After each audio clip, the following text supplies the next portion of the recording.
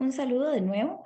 Como les comentaba en el video anterior en el que estábamos profundizando sobre el tema de la importancia del uso y reuso de los datos públicos, vamos a profundizar sobre algunos ejemplos o buenas prácticas puntuales que nos permitan ya reconocer de manera más específica y concreta cómo es que se puede potenciar ese uso de los datos.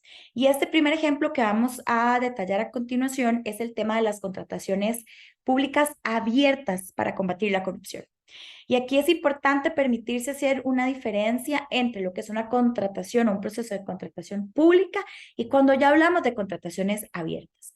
Las contrataciones son públicas por sí mismas, por supuesto, las que están en el marco de lo público, del Estado y de la ley respectiva, pero no necesariamente que un proceso o plataforma de contratación sea pública quiere decir que sea abierta, dado que la técnica y los elementos de procedimiento pues son manejados y conocidos por un grupo muy privilegiado de personas, ya sea los oferentes del Estado o las personas responsables de cada institución de liderar los procesos de contratación. Es por eso que se ha venido generando a nivel global y que además ha tenido una gran acogida y resonancia en América Latina, la aplicabilidad de un estándar de contrataciones públicas abiertas y también una serie de prácticas específicas que permiten potenciar el uso de este estándar. Vale reconocer que un liderazgo importante lo ha tenido precisamente la organización Open Contracting Partnership o Alianza por las Contrataciones Abiertas, que es una iniciativa global que tiene su capítulo en América Latina y que ha permitido avanzar tanto con el estándar como con algunas buenas prácticas o ejemplos puntuales. A continuación, me voy a permitir compartir con ustedes mi pantalla para que podamos profundizar un poco sobre estas buenas prácticas de las que les he estado conversando. Lo primero es que para quienes tengan curiosidad e interés de profundizar en el tema de datos abiertos en el área de contrataciones públicas abiertas, Open Contracting Partnership dispone de una guía en la que se puede ir paso por paso comprendiendo cómo debería ser este proceso de apertura en las contrataciones públicas. Tiene una lista de verificación de implementación, ¿verdad? Que permite precisamente dividir este proceso de apertura de contrataciones públicas en formato abierto en 4 etapas y es bastante claro porque lo permite desarrollar de manera ordenada y además la buena práctica de este estándar también se puede replicar en otras áreas de trabajo en la agenda de lucha contra la corrupción. Vemos que tiene un estándar de cómo debe ser el diseño, ¿verdad? De un proceso de contratación pública abierta, entender su contexto, metas y prioridades, establecer un equipo y redactar requisitos para desarrolladores, ¿verdad? Que esto es una mezcla entre la parte técnica, la parte tecnológica y también la parte de gobernanza, ¿verdad? De cómo tiene que establecerse este equipo y cuáles roles van a tener. Luego viene el mapeo, ¿verdad? Identificar cuáles son las fuentes de datos, las personas adecuadas, cómo trasladar y adaptar ese estándar macro de datos en contrataciones públicas al contexto nacional. Hay plantillas del mapeo que están disponibles para que la gente la pueda utilizar. Y también si tienen otros estándares que hayan identificado que les interesa profundizar, pues aplicarlos. Luego, a la hora de implementar, vienen una serie de elementos de la arquitectura tecnológica que hay que utilizar. E insisto, esto tiene todo que ver con la gobernanza y por eso es muy importante tener estos procedimientos claramente definidos.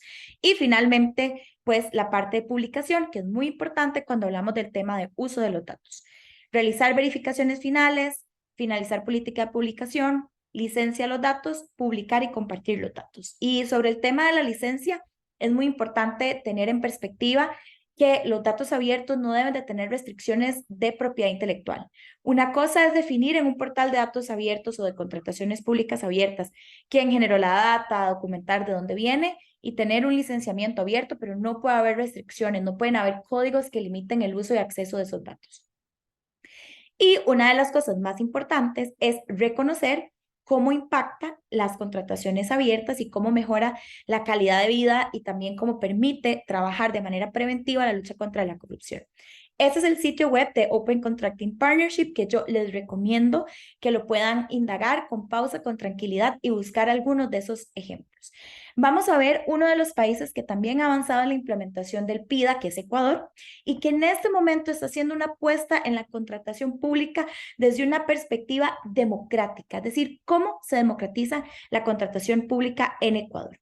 Y precisamente lo que establece es que uno de los desafíos es cómo modernizar este sistema ya bastante convencional de las contrataciones públicas para que esa burocracia y los procedimientos limitados que tienen los procesos de contratación dejen de desalentar una nueva espectro de oferentes. Y es que cuando hablamos de democratizar las contrataciones públicas, hablamos de que los procedimientos son más claros, más accesibles y más transparentes, lo cual provoca o promociona que más oferentes apuesten, se propongan y concursen en esos procesos de contratación pública. Eso es democratizar las contrataciones públicas y eso es provocar que distintos actores asuman un rol. Al final del día no solo se combate la corrupción, sino que también se reactiva la economía. Otro de los grandes temas importantísimos que tienen el formato de contrataciones abiertas cuando queremos hablar de lucha contra la corrupción es que cuando se estandarizan los datos y además otros actores no de la institucionalidad pública, no estatales, acceden a esa información, hacen vigilancia, hacen fiscalización y trabajan, por ejemplo, lo que llamamos las banderas rojas, que es identificar dónde están esas inconsistencias, dónde están esas alertas de cosas que se pueden hacer mejor para evitar esos elementos de desconfianza y de poca transparencia en la gestión de las contrataciones públicas. Eso también es democratizar desde la lucha contra la corrupción y es uno de los elementos más importantes y de los legados más importantes que ha tenido la generación de un estándar de contrataciones abiertas. Y además, valga decir que quienes han liderado procesos de investigación, de generación de banderas rojas o de buenas prácticas para mejorar los sistemas de contratación, no son de manera exclusiva los actores del Estado, ni siquiera los oferentes de esos servicios y bienes que necesita el Estado para satisfacer necesidades públicas. Han sido actores de la academia, actores de la sociedad civil y periodistas de datos. Normalmente los temas de contratación están muy ligados a polémicas globales, regionales o nacionales e incluso locales, y los periodistas suelen ser estas personas que hacen como esa primera alerta, esa primera bandera roja. Y para nosotras es muy importante comprender que el uso de los datos y la democratización de los datos de contrataciones pasa por esto también. ¿Cuáles son los resultados que en el trabajo entre el 2019 y el 2022 ha tenido, por ejemplo, en el caso concreto de Ecuador, transicionar hacia un modelo de contrataciones públicas abiertas? La competencia en el sistema de contratación pública aumentó significativamente. La contratación pública se incrementó un 10%. El uso de regímenes especiales se redujo un 19% y la participación de proveedores creció un 17%. La cantidad promedio de ofertas se ha incrementado a más de 4 entre 2019 y 2022, en comparación con 3,5 ofertas entre el 2015 y el 2018. Algunos sectores duplicaron su cantidad promedio de oferentes en comparación con los que solían tener. La sociedad civil mejoró su control sobre los procesos de contratación, lo que incluyó el logro de una victoria legislativa que aseguró el derecho a acceder a los datos de contratación.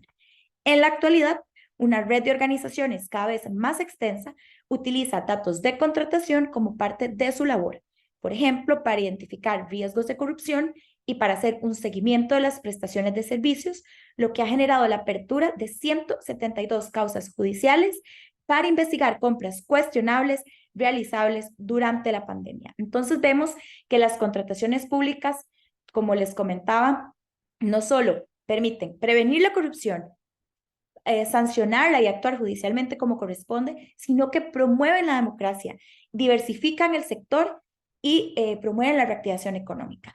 Todos estos elementos, sin duda alguna, al final se traducen en transformar la vida de las personas. Por ejemplo, el tema de contrataciones abiertas también jugó un rol fundamental en el seguimiento de cómo se compraban las vacunas y cómo estaban siendo asignadas. Y a nivel global se tomaron mejores decisiones porque se exigía la transparencia en esos procesos de contratación.